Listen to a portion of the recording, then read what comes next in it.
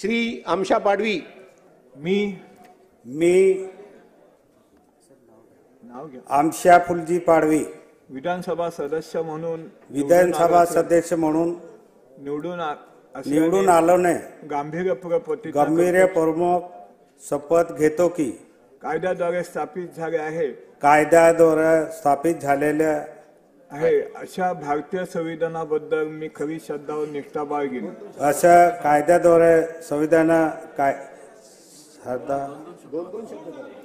भारताची सार्वभौमता भारताचे सार्वभौमताने व एकात्मताला उन्नत राखेल आणि आम्ही आता जे कर्तव्य मी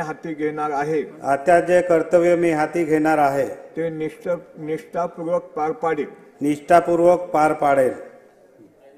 जय हिंद, जय महाराष्ट्र, जय आदिवासी।